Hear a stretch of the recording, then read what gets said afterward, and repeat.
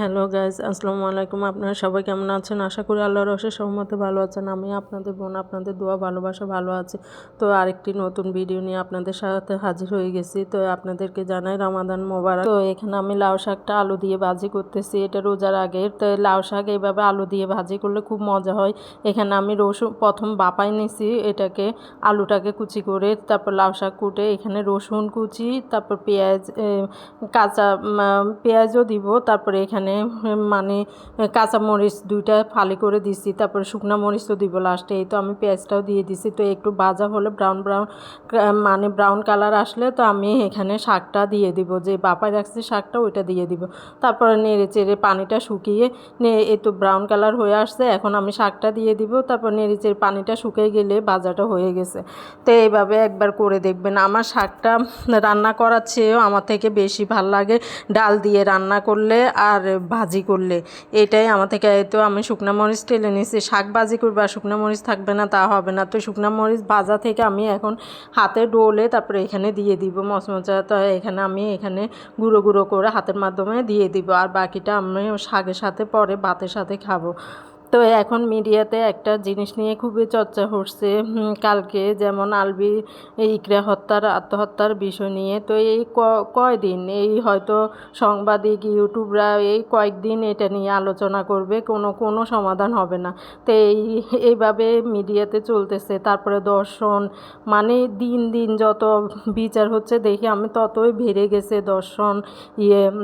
আল্লাহ জানে মানুষের কি হচ্ছে। আবার তার মধ্যে আন্তর্জাতিক যুদ্ধ লেগে যাচ্ছে, মানে চারদিক মিলিয়ে মানে কি একটা অবস্থা, মনে হচ্ছে কিয়ামতটা হয়ে যেত, সবাই মরে যেত একসাথে, তাই ভালো হতো।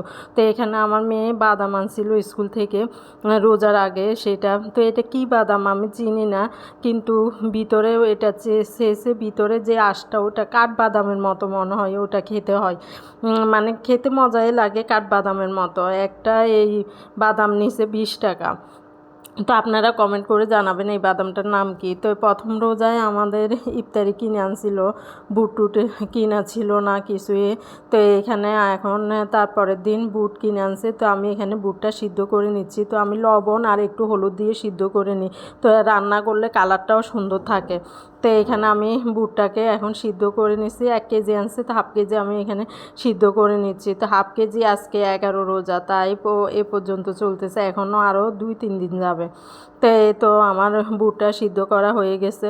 তো যা বলতে নিছি, ছেলেটার ভবিষ্যৎ অন্ধকার হয়ে গেছে। কি জন্য যে মানুষ নিজেকে নিজে ভালোবাসতে হবে আগে, অন্যের কথা চিন্তা করে নিজে আত্মহত্যা করে কি লাভ হয়েছে। তো এটাই আর কি। এখন ইউটিউবওয়ালা, তারপর সাংবাদিকরা সবাই এটা নিয়েই চর্চা। ইউটিউব খুললে মানে এটা শুধু এই আলবি ইকরা তারপর তিথি, এটা নিয়েই শুধু চর্চা হচ্ছে। আর এখন আরেকটা জিনিস হচ্ছে আন্তর্জাতিক যুদ্ধ, ওটা মানে ওটার দিকেও এত গুরুত্ব না এখন, এটাই শুধু সমালোচনা আলোচনা এটা নিয়েই। তারপরে যার মেয়ে মারা গেছে, তাই সেই মাটার কি কষ্ট হচ্ছে। তো আমার মেয়ে ইফতারির আগে মানে রোজার আগে এই জিনিসটা বানিয়েছিল আলু দিয়ে, খেতে মজাই হয়েছে, ওরা খাইছে, আমি খাই না। তা সস দিয়ে বেজে দিই, প্রায় 7-8টা রোজা খেতে পারছে ওরা, বেজে দিছি খাইছে। তো এখানে ইফতারি বানিয়ে নিয়েছি যথারত আলু চপ, তারপরে পেঁয়াজু, তারপর বেসন দিয়ে বেগুনি বানাবো। তো এই বেগুনি আলু চপ পেঁয়াজু। তো এই তো আমি আলু চপ বেগুনিটা আগে ভেজে নিই, তারপর আলু চপটা প্রথমে ভাজি, তারপর বেগুনিটা ভেজে নিই, তারপরে হচ্ছে পেঁয়াজুটা বানাই। পেঁয়াজু বানাতে আমার মনে হয় যে তেলটা টানে, প্রচুর তেল টানে। তো এখানে আমি বেগুনি আলু চপটা কি যেন বানাইছি, যে আমি আর ভিডিওটা করি নাই। তো দেখুন আমার বেগুনিটা ক্রিস্পিও হয়েছে আবার ফুলছেও। কিন্তু দোকানের বেগুনি কি আটা আটা, মানে মোটা ধরনের হয়, মচমচা থাকে না, ভাল লাগে না খেতে। তাই আরেক পাশে চুলায় চা বসাই দিছি। চাটা আমি আগে বানাই রাখি ইফতারির আগে, ইফতারির পরে কোনো কাজ করতে মন চায় না। আপনাদের কি হয় কি না জানি না, ইফতারি খেয়ে নমাজ পড়লে আর মানে তখন শরীরটা কাঁপে, কোনো কিছু খেতে মন চায় না, তা কোনো কাজও করতে মন চায় না। তো এখানে এই তো পিঠাগুলো লাস্টে ভেজে নিচ্ছি, না এরপর পেঁয়াজুটা ভেজে নিব। তো পেঁয়াজু ভাজলেই মনে হয় যে তেলটা পুরা টানে। তারপরেও এবার ভাজা পোড়াটা কমই করতেছি, তেমন করতেছি না। তো এখানে আপনার ভাইয়া আসার সময় আবার ডিম চপ নিয়ে আসছে, ওটাও আছে।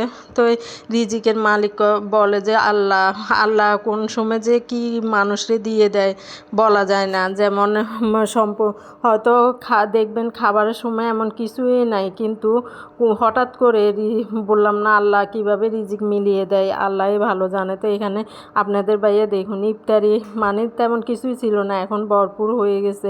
এখানে চাসলিক আনছে 2টা, তারপরে চিকেন চপ, তারপরে ডিম চপ, এগুলো আনছে। অনেক কিছু হয়ে গেছে আলহামদুলিল্লাহ। তাও তো এগুলোর জন্য আল্লাহর দরবারে অনেক লাখো কোটি শুকরিয়া। তো এইভাবে যেন প্রতিদিন খেতে পারি ভালো কিছু, এটাই আল্লাহর কাছে আশা করি। তো এই সস দিয়ে চাসলিকটা আমার থেকে ভালোই লাগছে, টক টক জাতীয় সস দিয়েই মানে এটা করছে লেয়ারটা, খেতে ভালোই ছিল। আজকে এই পর্যন্ত। আল্লাহ